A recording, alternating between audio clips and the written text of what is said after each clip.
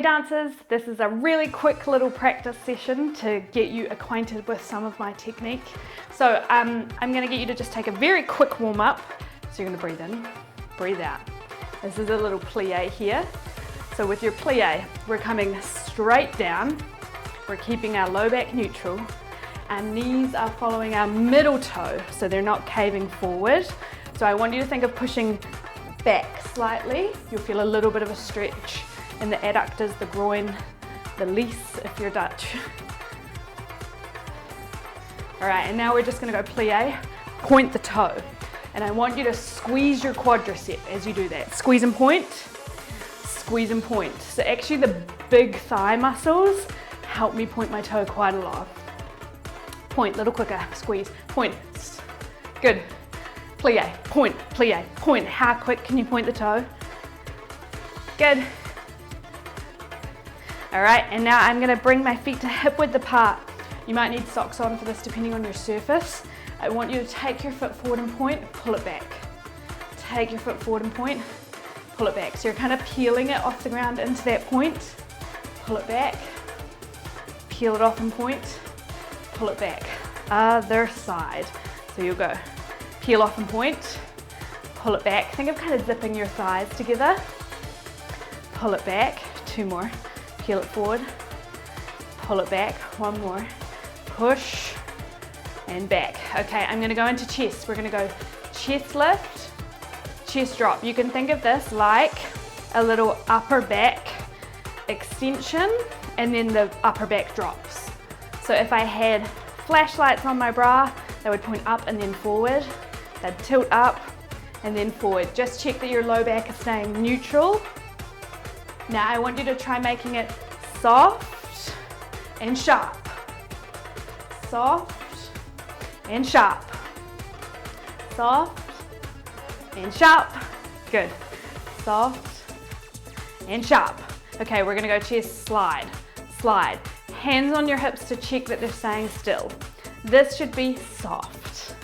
Now we're gonna try sharp. So we're gonna go sharp, sharp, sharp. We stop. It's like you're hitting a wall, hitting a wall. Now soft, soft, soft. We're gonna go into what I call a slift, which is a cross between a slide and a lift. So you're gonna think rib cage tilt. The thing you're focusing on most is this side stretches while this side contracts, so we're not dropping. Tilt, tilt. I think of this rib kind of coming over and under. It's kind of like someone's pushing me, tilt, or slift. Slift, slift. You could also think of it like you're trying to lift your armpit, because this is different to lifting shoulders. So just try now lifting one shoulder and then the other, and then try alternating shoulders, and now try the slift. One shoulder, other, alternating shoulders, slift. So if it doesn't feel different, it's not gonna look different.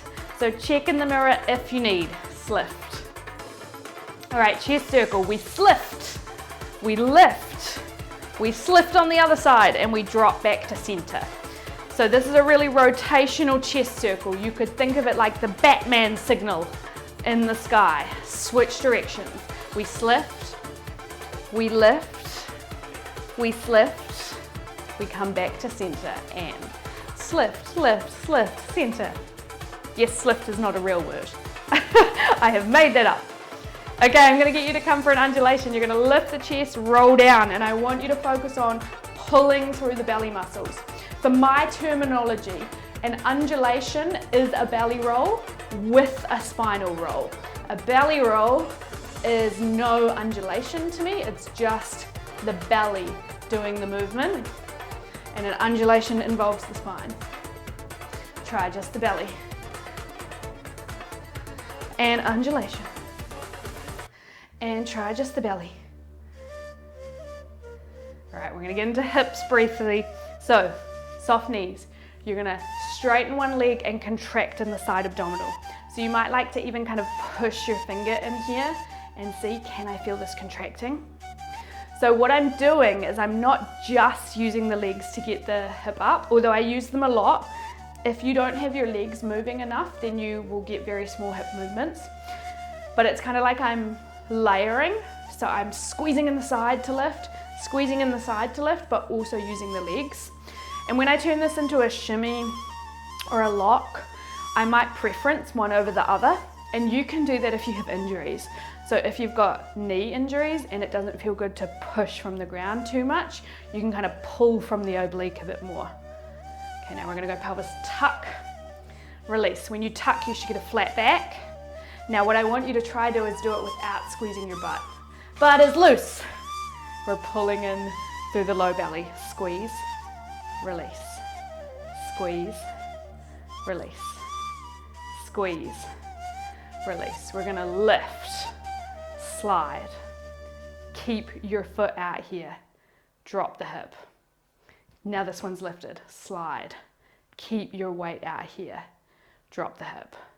Now this one's lifted, slide, we switch, we slide, we switch. This is how I do my Maya. So the thing that I sometimes see is people will be out here and then when they drop the hip, they kind of come over prematurely and then you're not gonna get that big vertical figure eight.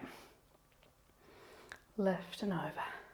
So I know all of this is really basic, but we want to have our basics looking really clean and really nice coming in. Switch directions, my reverse Maya. We drop the hip, slide it out. Now keep it there as you switch the hips. So that hip is dropped, we slide it out. We keep the weight here as we switch the hips. Good. Now when this is feeling good, the challenge is to keep the upper body as still as you can. Good. Nice. Have a little shake. So just an intro to some of the basics. Have fun.